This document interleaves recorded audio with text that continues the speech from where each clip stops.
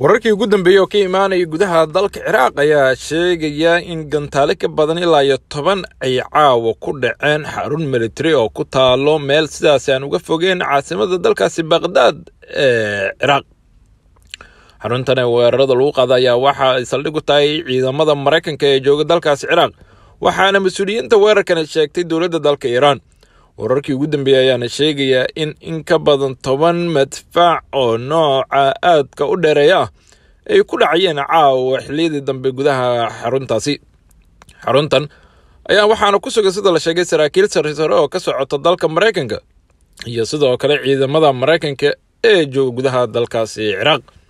waxaana la sheegayaa in saraakiil gaaray shalay xilli dambe magaalada caasimadda ee Baghdad ay ku sugnaayeen xaruntan oo ah xarunta ugu weyn ee Mareykanku ku leeyahay gudaha dalkaasi Ciraaq. waxaana la sheegayaa in dowladda dalka Iran ciidamo taageersan oo iyaga daacadu ah inay weerarkan geysteen, isla markaasna la sheegayo in laga cabsi qabo in dagaal xooggan uu ka dhaco meel sidaas uga fogeen isla xaruntaasi.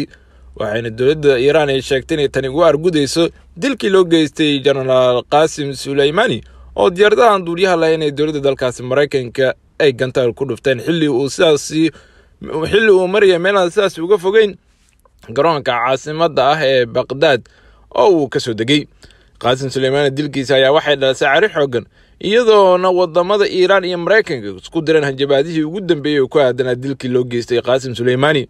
Iran ayaana ku dhawaaqday inay argoosan doonto waxa ay ugu yeertay in cadowgeeda uu dhabarka ka togto, balse Trump ayaa sheegay in haddii Iran ay isku daydo inay weerarto muwaadiniinta Mareykanka uu weerari doono isla markaasna hubkiisa casriga uu isticmaali doono, taasoo ka dhigan in laga sugayo hadda Mareykanka jawaab ku aadan gantaalada caawa lagu riday meesha xarunta ciidamada Mareykanka ay ku leeyihiin gudaha dalkaasi Ciraaq. wararkii ugu dambeeyay oo inkastoo ay xaaladdu adag tahay oo xilli habeen ay tahay, haddana wararka ayaa sheegaya in ilaa hadda wax khasaare rasmi aan la soo sheegin, walow 10 madfac ay gudaha u galeen xaruntaasi. wixii warar ku soo kordho barnaamijyadeena dambe ayaan ku soo qaadanaynaa.